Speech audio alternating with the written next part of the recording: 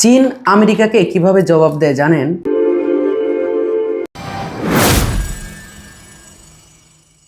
America Facebook ban করে রেখেছে চীনে, কিন্তু চীন সেটার বিকল্প আর একটা তৈরি করেছে। আমেরিকার গুগল ওরা ব্যবহার করে না, গুগল ম্যাপ ব্যবহার করে না, চীন নিজেরাই বিকল্প একটা অ্যাপ তৈরি করেছে, বারুই। উইচ্যাট নামক জনপ্রিয় একটা অ্যাপ দিয়ে চীনের মানুষ বহু কাজ সেরে ফেলছে অনায়াসে। তবুও আমেরিকার প্রতি একক আধিপত্য বিস্তারকে তারা প্রশ্রয় দেয়নি। আমেরিকার পণ্য ব্যবহার করে আমেরিকার অর্থনীতিকে শক্তিশালী করতে চীন রাজি নয়, কিন্তু চীনের পণ্য সারা পৃথিবীতে ওরা ছড়িয়ে দেবে। পণ্য আর মানুষ, এই দুইটা জিনিস চীন সারা দুনিয়াতে ছড়িয়ে দিয়েছে। এদিকে চীন আমেরিকা থেকে প্রফেসর নিয়ে যায়, নোবেল বিজয়ী বিজ্ঞানীদেরকে মোটা অঙ্কের টাকা দিয়ে নিয়ে যাচ্ছে, আর সারা দুনিয়া থেকে ছেকে ছেকে চাইনিজরা ব্রিলিয়ানদেরকে তাদের কাজে নিয়োগ করাচ্ছে, তাদের কাজে ব্যবহার করছে। এই ছাকাছাকির পরীক্ষাতে চীনের জনগণও যদি সামলাতে না পারে, দ্যাট মিন্স তাদের কোয়ালিটির ভিতরে না পড়ে, তাহলে সেই জনগণ নিয়ে চীনের কোনো মাথা ব্যথা থাকে না। দ্যাট মিন্স বিষয়টা এরকম দাঁড়াচ্ছে, you stand with the best, you get into the best. এটাই হলো ওদের প্রিন্সিপাল।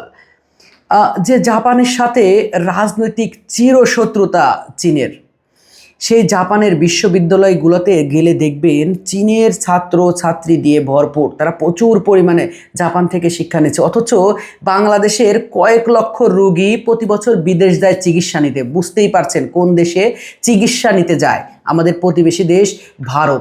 দেশের টাকা ঢেলে দেয় বিদেশে গিয়ে, দেশে সে মানের চিকিৎসা সেবা না পাওয়ার জন্য অভিযোগ আক্ষেপ থেকেই কিন্তু এই ইন্ডিয়ার দিকে আমাদের পদযাত্রা। সেখান থেকেও কি বিশ্রী ভাষায় আমাদের কথা শুনতে হয়। আমাদের দেশটাকে লুটে পুটে খাওয়ার স্বাধীনতা পরবর্তীতে ষড়যন্ত্র, এটা কিন্তু ভারত এখনো চালিয়ে যাচ্ছে। রিসেন্টলি কিছু প্রতিবেদনে চোখ ঘাটলেই দেখবেন ভারতীয় অনেকেই কথায় কথায় বাংলাদেশিদেরকে ভারতে চিকিৎসা নেওয়ার ব্যাপারে খোঁটা দিচ্ছে। আবার এরকম নিউজে চোখে পড়ে বাংলাদেশিরা কলকাতাতে বা বিভিন্ন জায়গায় যাচ্ছে না বিধায় তাদের হসপিটাল বলেন, হোটেল বলেন, বিভিন্ন জায়গায়, বিশেষ করে নিউ মার্কেট এলাকাতে বাংলাদেশের যে পরিমাণ মার্কেট করে, এই জায়গায় হাহাকার, তাদের বেচা বিক্রি নাই, তারা রীতিমতো রাস্তায় বসার উপক্রম হয়েছে।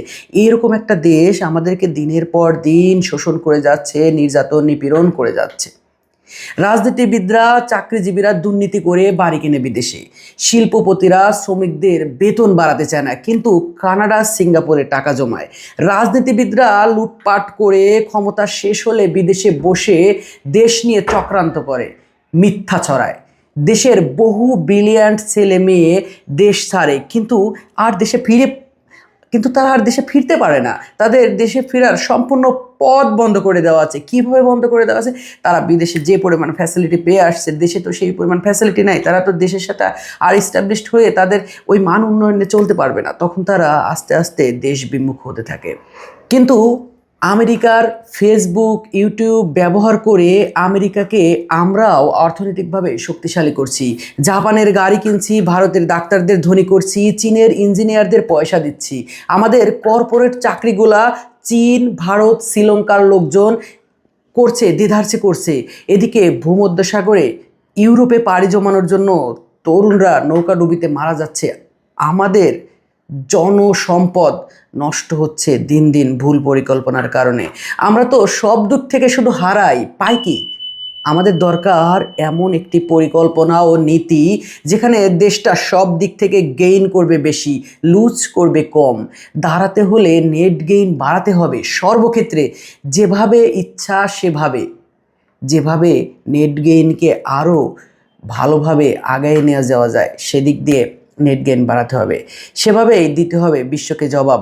আর তাহলেই এই এত প্রাণের বিনিময়ে পাওয়া স্বাধীনতার উত্তম ব্যবহার হবে বলে আমার মনে হয়। ধন্যবাদ।